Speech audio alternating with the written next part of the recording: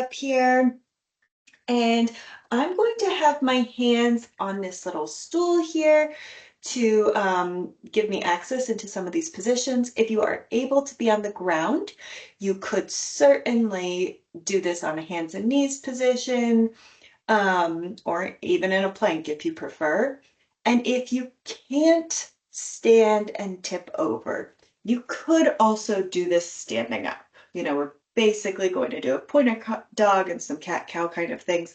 Um, but you could do these things standing up, whereas I'm going to do this like this. Now, why am I doing this tipped over?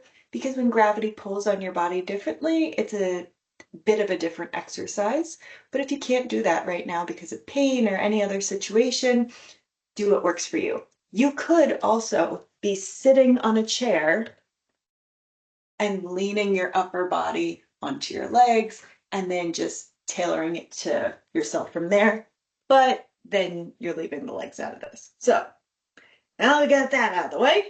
Um, Come on over into a quadruped type position. My hands are going to be on this stool. Your hands can be wherever you feel is right. And what I'm going to do here is start working on the postural muscles that help us stay upright. So I'm going to take my left hand with thumb going up towards the ceiling. I'm going to bring my arm up as high as it wants to go. And then I'm going to hang out there for just a second, see if I can lift it up just a little bit higher, and then I'll put my hand down. Now, as I'm doing this, I'm going to be going around the clock. So first my left arm, then my right arm, right leg, left hip. If you get all the body parts, you did it right. But one thing that's important is when I bring my left hand up, I'm not twisting my body up. I'm not letting that shoulder drop down. Everything stays exactly as it was when my hand was supporting me. Um, and I'll know when my arm comes back down, I will know if I was successful at that. This is called an anti-rotation exercise and it's good for core strength. So now I'm doing my right arm, hold, pause, see if I can bring my right thumb up towards the ceiling a little bit higher and back down.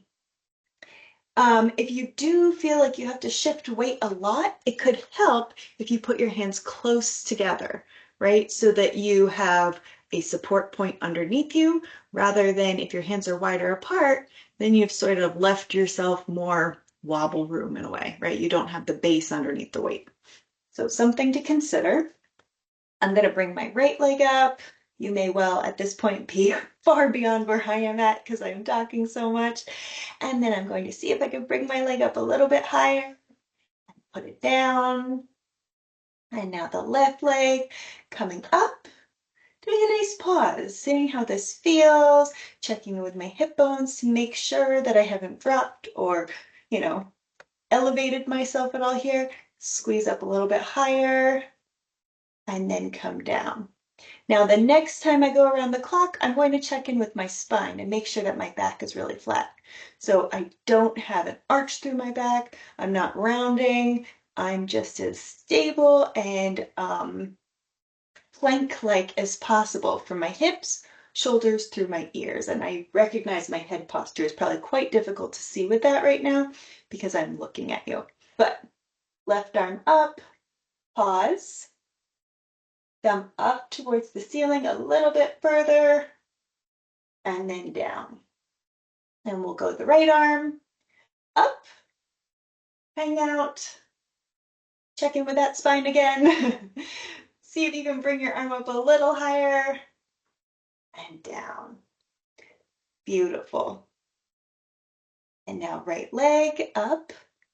When you bring your legs up, there is an inclination for the lower back to arch to give you a little bit more levity. Resist the urge, however. You might need to intentionally tighten your lower abs. You might need to put your foot back on the ground, get that really solid state, and focus on nothing moving while you bring that right leg up. Squeeze that right leg up just a little bit higher if you can without arching the back, and then put your foot back down on the ground. And we'll do the left leg now. So checking in with that spine, making sure it behaves itself. Left leg up. Squeeze up a little higher. and then come down. Beautiful. So hopefully that was a nice warm up for you. The next thing we're going to do is some cat-cow type movements. Love stealing this good movement from yoga. I'm going to just play with it a little bit here by isolating it into my lower back as much as I can. So I'm thinking about just moving my lower back here as I'm arching and as I'm rounding. Now, as you can see, my upper back is moving a little bit. It is not a perfect isolation, but it's a fun way to experiment with your body. So, playing at your own pace with a few cycles of arching and rounding.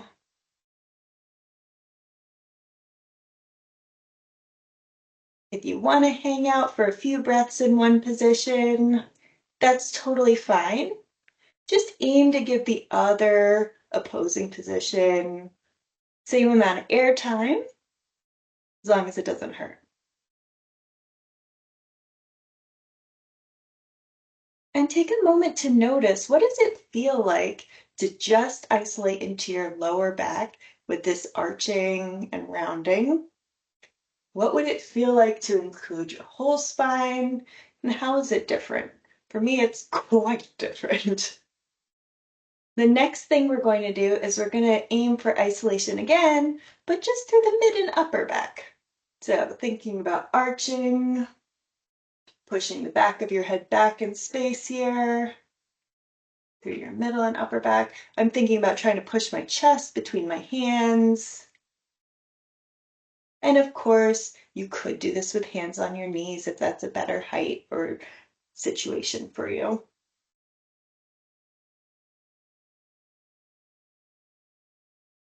When you're rounding through your upper back, going to tuck your chin, really think about space for the back of your neck here.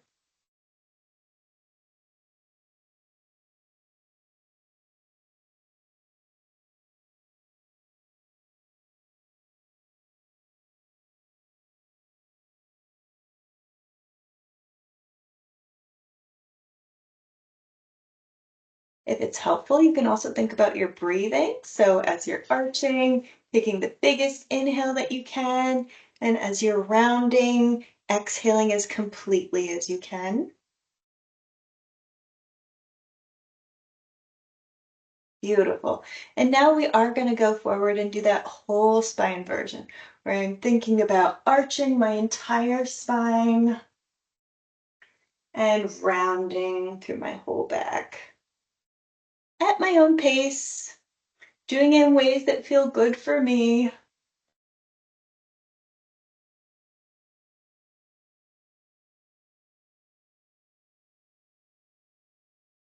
And while we're spending so much time here for our spine, it might be just nice to say thank you, right? If it's feeling a little bit creaky or cranky, there's a reason for that. It's not just, oh, my spine has bad attitude again. It's that, oh, my spine's been through a lot. It's been kicking around for a whole lifetime, unlike literally my other possessions, right? And so my spine needs a little bit of maintenance, repair, love, support. All right, the next thing we're going to do is we're just going to stand up once you're done your cat-cow cycles. And I'm going to reach into the air with my right arm, reaching up as high as I possibly can. So you'll notice that my shoulders are uneven. My right arm is up by my ear, or my right shoulder is up by my ear. And then I'm going to put my right hand down and reach up with my left hand. So high that the shoulders are uneven. See if I can stretch a little bit higher. What's happening when we do this is we're getting a little teeny bend laterally through our spine, giving your shoulder blades an option to move around. Hopefully this feels really nice. If it doesn't, substitute with an exercise of your choice that does feel good. And then the next time I reach my right arm up, I'm actually going to bend at the elbow and reach down my back with my hand. So arms going up, reaching down my spine with my hand. I'll hold on to my right elbow with my left hand and just try and get myself a slightly deeper stretch. So my left hand is supportive. It's not torturing me though. Now, if it feels good from here, I can tip to my left to increase the stretch in the right side.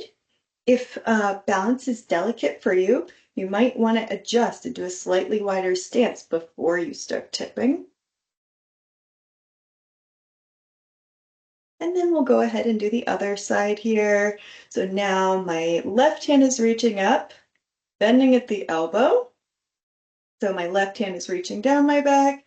My right hand is going to hold on to my left elbow to help me into that stretch. And I'll just chill here for a moment, feeling that stretch, getting used to it. Maybe take a couple of deep breaths. And then I will tip over to the right to increase the stretch for my left side slightly.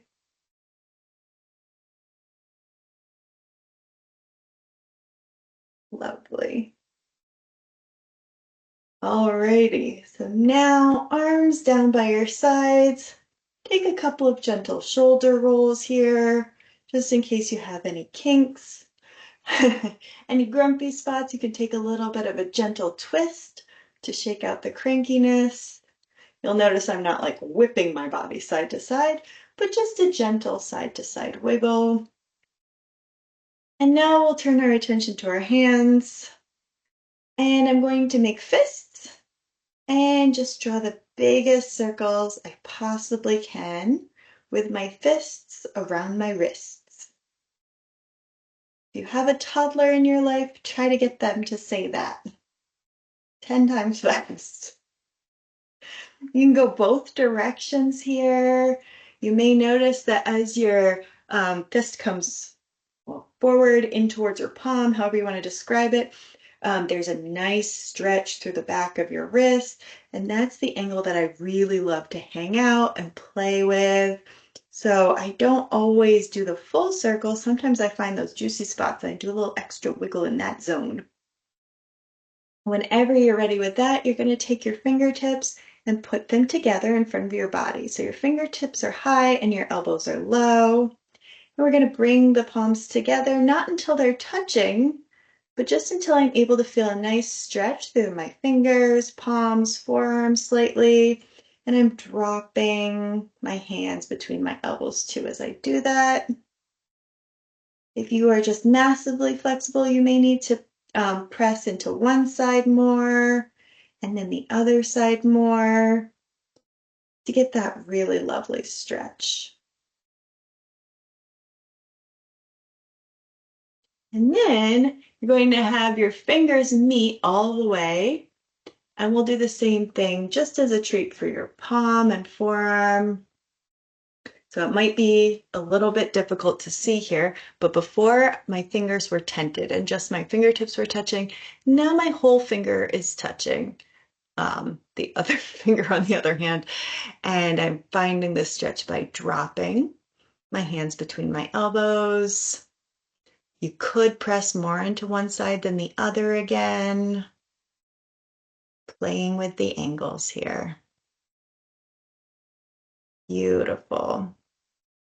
Whenever you are done that, it's good to take a little shakeout for your hands and then make that fist and do just a couple more circles each direction until your hands feel great. We're going to end by just taking a really deep breath for ourselves. I'm going to inhale, my arms apart. If it feels nice, I can look up at the ceiling as well. And on the exhale, I can just become small here. You can hug yourself. If that's too cheesy for you, you can just become small in any way you like. And that's it. That's your break for the day. I hope you have a fabulous afternoon. Thanks for joining, everybody.